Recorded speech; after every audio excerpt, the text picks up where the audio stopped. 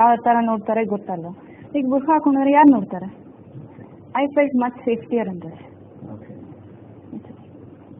Fine. ಅಂತಿಮವಾದ ನಿರ್ಧಾರ, ಬಹಳ ಕಠಿಣವಾದ ನಿರ್ಧಾರ, ಅಂದ್ರೆ ಹುಟ್ಟಿದ ಧರ್ಮದಿಂದ ಇನ್ನೊಂದು ಧರ್ಮಕ್ಕೆ ಕನ್ವರ್ಟ್ ಆಗುವಂತಹ ನಿರ್ಧಾರ. ಈ ನಿರ್ಧಾರಕ್ಕೆ ಬರೋದಕ್ಕಿಂತ ಮುಂಚೆ ಅಟ್ಲೀಸ್ಟ್ ಕೆಲವರ ಜೊತೆ ನೀವು ಚರ್ಚೆ ಮಾಡಿರಬಹುದು. ಕೆಲವ್ರ ಜೊತೆ ಅಂದರೆ ಲೈಕ್ ನಾನು ಇಂಟರ್ನೆಟ್ ಮೂಲಕ ಚರ್ಚೆ ಮಾಡ್ತಿದ್ದೆ, which is good for me. ನಾನು ಅಪ್ಪ ಅಮ್ಮ ಹತ್ರ ವಾಪಸ್ ಹೋಗಲ್ಲ ಅಂತಲ್ಲ, I will really go back. First ನಾನು ಕುರಾನ್ ಓದೋದನ್ನು ಕಲಿಬೇಕು, ನಮಾಜ್ ಮಾಡೋದನ್ನು I have to go deeper in that. ಅದನ್ನು ಕಲಿತು ಅವರು ನನ್ನ ಮುಸ್ಲಿಮ್ ಆಗಿ ಅಕ್ಸೆಪ್ಟ್ ಮಾಡಿದ್ರೆ ಶ್ಯೂರ್ಲಿ ಐ ಗೋ ಬ್ಯಾಕ್. ನಿಮ್ಮ ಫ್ಯಾಮಿಲಿ ಬ್ಯಾಕ್ಗ್ರೌಂಡ್ ಬಗ್ಗೆ ಹೇಳಿ. ಅಪ್ಪ ಅಮ್ಮ ಬಿಲ್ಡಿಂಗ್ ಕಾಂಟ್ರಾಕ್ಟ್ ಮಾಡ್ತಾರೆ, ಮಮ್ಮಿ ಹೌಸ್ ವೈಫ್, ತಂಗಿ ಇದ್ದಾಳೆ, ಮತ್ತೆ ಆಚಾರ್ಯ ವಿಶ್ವಕರ್ಮ ಕ್ಯಾಸ್ಟ್. ಆಚಾರ್ಯ ವಿಶ್ವಕರ್ಮ ಅಂದ್ರೆ ಸ್ವಲ್ಪ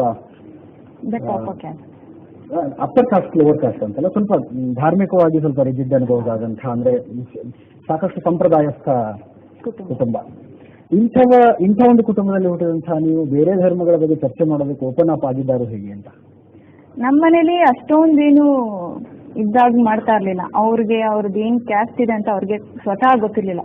ಅವರೇ ಕನ್ಫ್ಯೂಸ್ ಆಗ್ತಾ ಇದ್ರು, ಏನ್ ಮಾಡೋದು, ಹೇಗ್ ಮಾಡೋದು, ಇದ್ ಮಾಡ್ಬೇಕಾ ಬೇಡವಾ, ಅವ್ರವರಲ್ಲೇ ಡಿಸ್ಕಷನ್. ಅದು ಅವ್ರಿಗೆ ಯಾವ್ದೋ ಒಂದು ಸರಿಯಾದ, ಇವಾಗ ಕುರಾನಲ್ಲಿ ಏನ್ ಓದಿದ್ರು ನಿಮ್ಗೆ ನಿಮ್ ಪ್ರತಿಯೊಂದು ಲೈಫಲ್ಲಿ ಹೇಗ್ ಲೀಡ್ ಮಾಡ್ಬೇಕು ಅಂತ ನಿಮ್ಗೊಂದು ದಾರಿ ಇದೆ.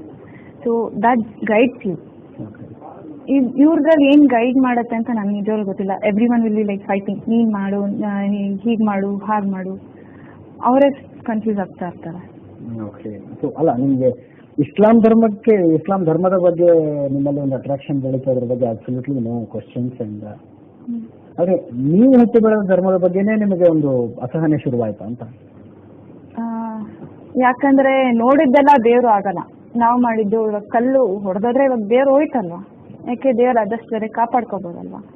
ಅದನ್ನ ಪೂಜೆ ಮಾಡಿದ್ರೆ ನಮ್ಗೇನ್ ಸಿಗುತ್ತೆ? ತನ್ನನ್ನು ತಾನೇ ಕಾಪಾಡ್ಕೊಳ್ಳಿಲ್ಲ, ಇನ್ನು ಅದನ್ನ ಪೂಜೆ ಮಾಡಿದ್ರೆ ನಮ್ಗೇನ್ ಸಿಗುತ್ತೆ? ಫೈನ್. ಆದ್ರೆ ಈ ಧರ್ಮ ದೇವರು ಇಲ್ದೇನೆ ಜೀವನ ನಡೆಸೋದಕ್ಕೆ ಆಗೋದೇ ಇಲ್ಲ ಅಂತ ಅನ್ನಿಸ್ತಾ ನಿಮ್ಗೆ? ಧರ್ಮ ದೇವರು ನಿಮ್ ಸಿಕ್ಸ್ ಸೆನ್ಸ್ ಅನ್ನೋದೊಂದಿರುತ್ತೆ. You know something, you will feel something. ಅದ್ರ ಪ್ರಕಾರ ಏನೋ ನಿಮ್ಮನ್ನ ಕಾಪಾಡುತ್ತೆ ಅನ್ನೋದೊಂದು ಭರವಸೆ ಇರುತ್ತೆ. ಅದು ಯಾವ್ದಂತಂದ್ರೆ I felt it is Quran, it's Islam. ತುಂಬಾ ಜನ ತಿಳುವಳಿಕೆ ಇದ್ದವರು ಹೇಳ್ತಾರೆ ಧರ್ಮ ಅನ್ನೋದು ಅಸಹಾಯಕರ ಊರುಗಳು ಅಂತ. ತಮಗೆ ನಿಯಂತ್ರಣ ಇಲ್ವೋ ಯಾರಿಗೆ ಅಂತ. ಓಕೆ, ಇವಾಗ ಅವ್ರ ಮೇಲೆ ಅವ್ರಿಗೆ ನಂಬಿಕೆ ಇದ್ರೆ ಡಾಕ್ಟ್ರೇ ಬೇಕಾಗಿಲ್ಲ, ಅವರೇ ಎಲ್ಲ ಸಾಲ್ವ್ ಮಾಡ್ಕೋಬಹುದು ಅಲ್ವಾ. ಇವಾಗ ಡಾಕ್ಟರ್ ಕೈಯಲ್ಲೂ ಆಗಿಲ್ಲ ಅಂದ್ರೆ some miracle happens. How does that happen? ಅಲ್ಲ, ನಾನು ಫಿಸಿಕಲ್ ಥಿಂಗ್ಸ್ ಬಗ್ಗೆ ಹೇಳ್ತಾ ಇಲ್ಲ, ಸೈಕಾಲಜಿಕಲ್ ಅಂಡ್ ರಿಲಿಜಿಯಸ್ ಥಿಂಗ್ಸ್ ಬಗ್ಗೆ ಹೇಳುವಾಗ ತುಂಬಾ ಜನ ಬುದ್ಧಿಜೀವಿಗಳು ಹೇಳಿದ್ದಾರೆ, ಅಂದ್ರೆ ದೇವರು ಧರ್ಮ ಯಾವುದೂ ಇಲ್ಲ ಅನ್ನುವಂಥವ್ರು ಹೇಳ್ತಾರೆ.